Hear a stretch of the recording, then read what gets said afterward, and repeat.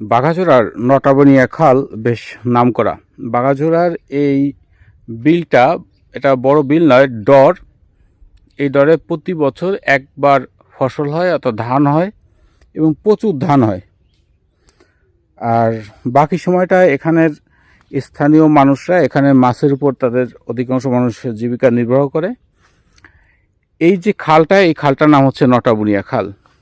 এই খাল কিছুদিন আগে সংস্কার হয়েছে, অর্থাৎ এই খালটা কিন্তু অনেক বড়। খালের ওই পার এবং এই পারে অনেক খাস, এবং খালটা এবছর খনন করা হয়েছে। খনন করার জন্য যে উপকারটা হয়েছে, খালের ভিতর থেকে ফসল সংগ্রহ করা সব খুব দ্রুত যাবে এবং সাথে সাথে পানি উঠানো এবং নামানো দুটাই বেশ সুযোগ। কিন্তু স্থানীয় মানুষ এই খালটার যে আরও বেশি প্রশস্ত করা উচিত ছিল সেইটা করতে দেয় নাই।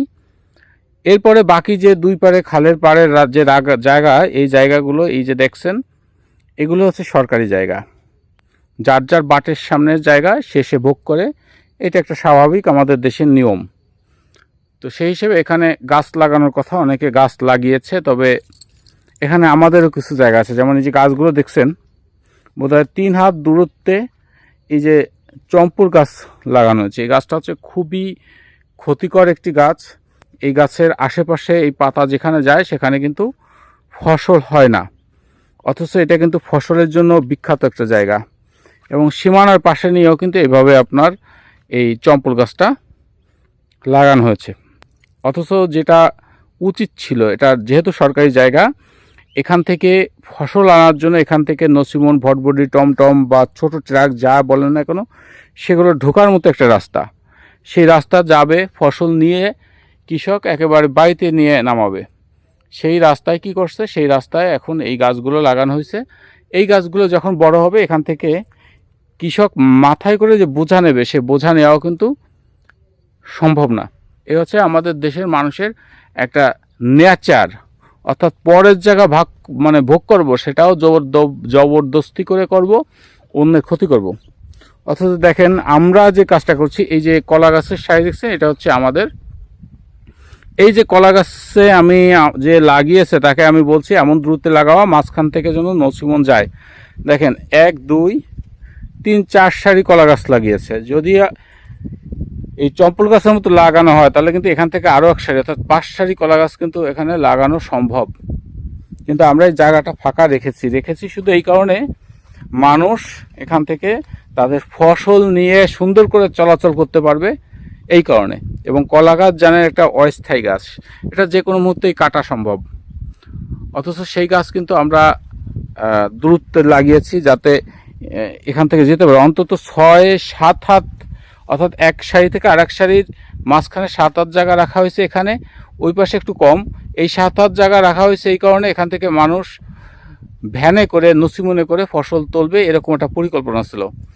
আমাদের এই জায়গাটাও কিন্তু খাসের, এটাও কিন্তু আমাদের নিজেদের না, কিন্তু যার যার লপ্তের জায়গা। আমাদের জায়গা হচ্ছে এই যে, হ্যাঁ, একের ঝোগলার কাছাকাছি ওই জায়গা পর্যন্ত আমাদের এই লপ্তের জায়গা, আমরা সবাই ব্যবহার করি। এখন এই ভদ্রলোক যার জায়গা, তিনি ওই যে খাসের জায়গা দেখেন এইভাবে চম্পল এবং সিরাজ গাছ লাগাইছে, যেটা হচ্ছে পরিবেশের জন্য খুবই ক্ষতিকর, যেহেতু বিদেশি গাছ। অন্যদিকে এখান থেকে মানুষ যে চলাচল করবে সেই জায়গার রাখে নাই, মাত্র কয় ফুট, 1 2 3 হয়তো 4 ফুট দূরত্বে এক একটা গাছ লাগাইছে। তাহলে এখন চিন্তা করেন যে সরকারি জায়গা খাবো, সে জায়গাতেও অন্যরে হাঁটতে দেবো না, তাহলে মানুষ ফসল কোন জায়গা থেকে নিয়ে যাবে? আর এত ঘন যখন গাছ লাগানো হবে, সেই গাছে কিন্তু আপনার যে স্বাভাবিক যে গ্রোথ, স্বাভাবিক যে বৃদ্ধি, সেই বৃদ্ধি কিন্তু হবে না। দেখেন এইখানে গাছ লাগাইছে 2.5 ফুট দূরত্বে, এই যে একটা থেকে আরেকটা গাছের দূরত্ব হচ্ছে 2.5 ফুট। এই হচ্ছে এইখানের মানুষের নেচার। এখন কাকে কি বলেন? আর এরা কি করবে, মাঝে মধ্যে এই রাস্তাতে হাঁটা গেল না, করলো না, এই নিয়ে আবার মারামারি, পিটাপিটি, কিলাকিলি, এগুলো খুব সুন্দর করে করবে। অন্যদিকে যে খালটা দেখেন, খালের ওখানে একটা বাঁধ দেওয়া হয়, বাঁধের মাধ্যমে ওই সময় পানি নিয়ন্ত্রণ করা হয়। এখন বাঁধ ছেড়ে দিতে হয় যাতে কিছু পলি ওঠে, ডরটা উঁচু হয়, ভালো হয়। অথচ এই এক শ্রেণীর মাছ ধরা মানে সুবিধাবাদীগুলো ডরটা ওইখানে বাদ দিয়ে রাখছে, বাদ দিয়ে খাল খিচে ওনারা ওই সময় মাছ ধরবে। আশাবাদী এইবার অন্তত লপ্তের মাছ ধরতে দেবো না। এই হচ্ছে এইখানে মানুষের নেচার। এখন কি বলবো বলেন। তো আমি এই জিনিসটা দেখালাম কারণ সামনে কথা আসবে। এই গাছ যারা লাগিয়েছে আমি তাদের কাছে অবশ্যই বলবো যে আপনারা গাছ অন্তত মাঝখান থেকে এক সারি গাছ উঠিয়ে দেবেন, যাতে সবাই এখান থেকে চলাফেরা করতে পারে। আমিও গাছ লাগাবো। আমি দেখতে আসলাম যে কত দূরত্বে গাছ লাগানো সম্ভব, যেখান থেকে মানুষের চলাচলের পথ থাকবে, এইটা ঠিক রাখা যায়। এই কারণে আমি এখানে দেখতে আসছি। চলাচলের পথ না রেখে কোনোভাবেই আমরা সরকারি জায়গা দখল করতে পারি না। এমনি সরকারি জায়গা আমাদের দখল করার কোনো নিয়ম নাই। তারপরেও যদি আমাদের করতে হয়, সেখানে অবশ্যই চলাচলের রাস্তা রাখতে হবে।